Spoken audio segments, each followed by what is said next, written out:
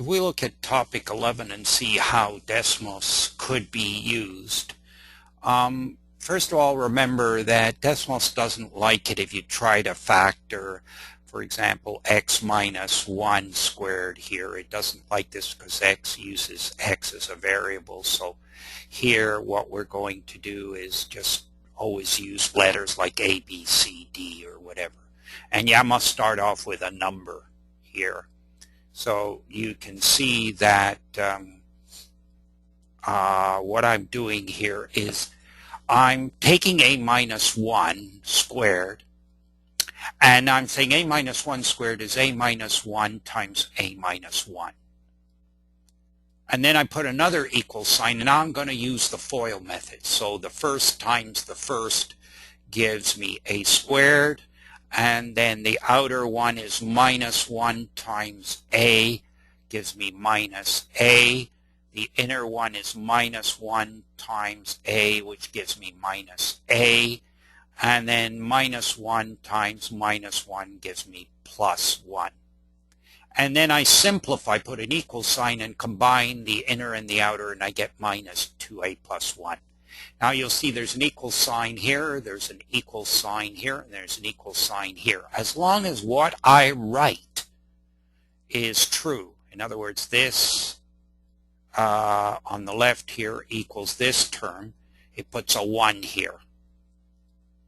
And then I write another term, and if it's correct, the 1 will stay till I finally get this. So this is equivalent to this is equivalent to this. So it's sort of a way of checking. Now, if you asked a mathematician about this and the use of Desmos to do this, he would probably cringe a little bit. It's not a very mathematically sophisticated, but it's a way of us checking. Let's say, for example, you wanted to go over the FOIL method. Now, what you would do here is you take a minus 4 times a plus 3. First times first gives you a squared. The outer would be plus 3 times a gives you plus 3a. The inner would be minus 4 times a would give you minus 4a. And the minus 4 times the plus 3, which is the last term, would give you the 12. So you have F, O, I, A. And as you could write this and then put this equal to that, and you'd see the number 1 box in the box saying it's okay. If it doesn't, if you've done it incorrectly, then you'll see undefined. So that's the key thing. Now I put another equal sign because I want to combine plus 3a and minus 4a. I get minus a, and the other terms, the a squared stays the same and this stays the same. So you can see that this becomes a, albeit a not very sophisticated way, a way of checking that you know how to use FOIL. Here we have a minus 4, and here we have a plus 4. The outer is plus 4a, and the inner is minus 4a, so those sum to 0, minus 16. And I say this is equal to a squared minus 16. It puts a little 1 here, so telling you that I've done it correctly. Now, if I wanted to do something like a minus b times a squared plus ab plus b squared, and we know that is equal to this. It's a difference of cubes. So what I'm doing is I'm taking the difference of cubes on page 53 and I'm rewriting it. And you can see, first of all, I must put values for a and b. So the value for a was set up above. And if we go and look for this value right here, hold on a minute, sorry. Here's a is 2. So I'm setting a equals 2 and b equals 5. And again, I am saying a minus b. What I want to prove is this times this equals that. So I take a minus b, a squared plus ab plus b squared. Now I'm going to multiply the a times each of these terms in the brackets. And I get a times a squared gives me a cubed. A times plus ab gives me plus a squared b, and a times plus b squared gives me plus ab squared. Now I'm going to take minus b and multiply it by this. I get minus a squared b right here. So minus b times a squared gives me minus a squared b. I write these alphabetical. Minus b times plus ab gives me minus ab squared, which is this term right here.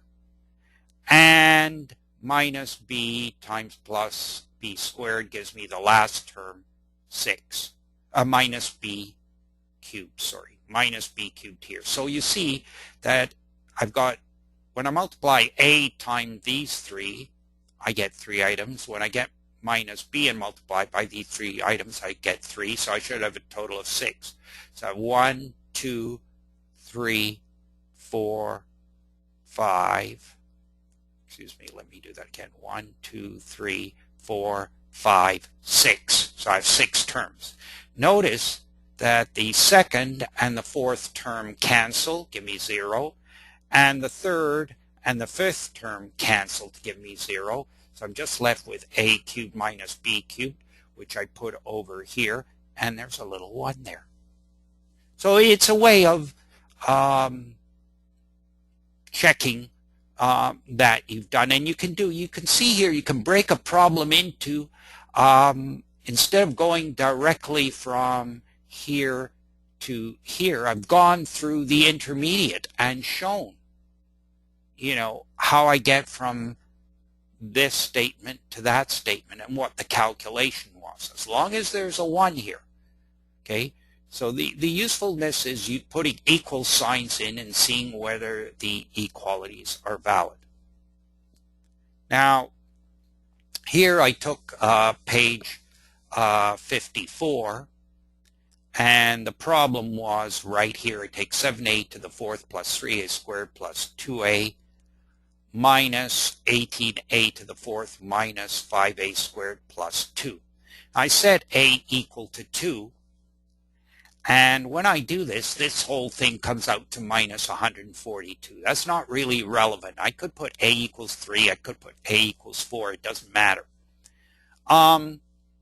So what I've done is I've taken the original expression that was given in the problem, page 54 G, rewritten it here.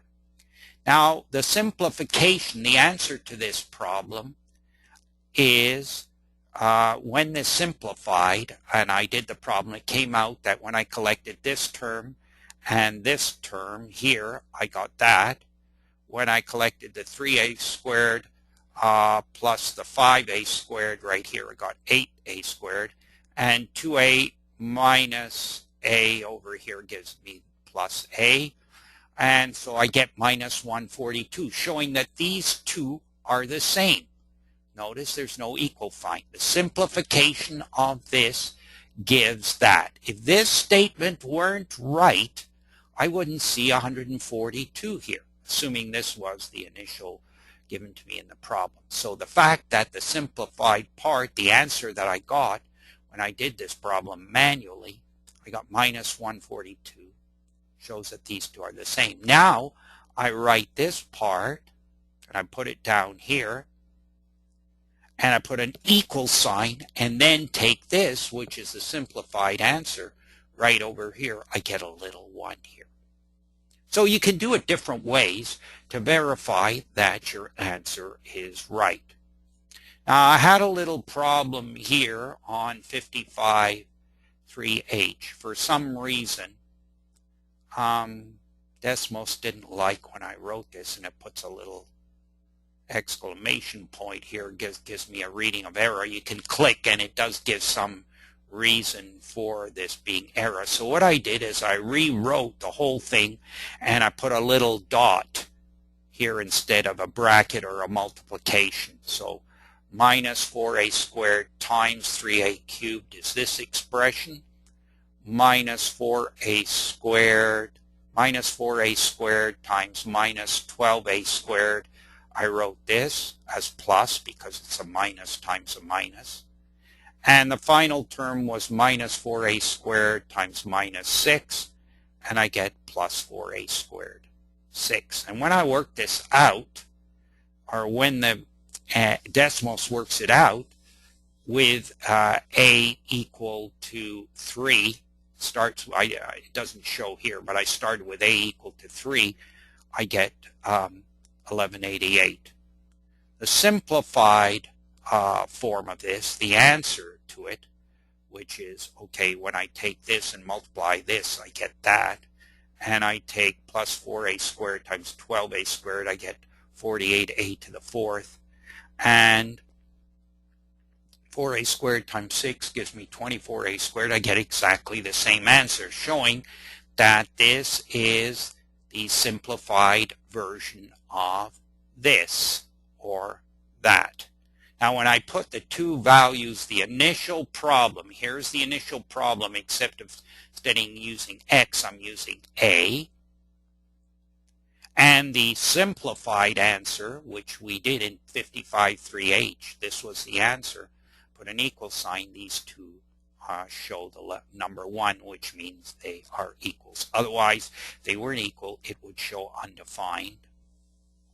Here, we simplify this, and we show here, we did this in 56.6f, and we showed that it simplified to 8x cubed plus 27. This simplified to this. And when we start with a equals to 3, we get the same number for these two. Okay, so we get the 243 there. And so now when I take this statement, equate it to this statement, I get a 1, showing the two are the same. So it's a way of checking your answer, and you could break problems down and try to see where the error is. And you remember we did 56.7j, set a equal to 3. This simplified to x to the 6 minus 64. Remember what I said, you can't use x with Desmos. It treats it as variable, and you can't put values. So I started with, I replaced a. Instead of x, I made x equal to a, and I wrote the whole thing over here. And with a equal to 3, I got 665. Don't worry about this little line. That's just the insertion point for the computer. Okay? And that gives me the same value as the simplified value, which I worked out for this problem. This simplified to this. I get 665. And so this whole thing is 665. The simplified version is 665, so I know this and this are equivalent, and I've written it down here, and it shows a little 1 here. It's a little exercise just to show you how you can use Desmos, and of course it doesn't explain everything, but I think there are ways to use Desmos in factoring that make it of interest.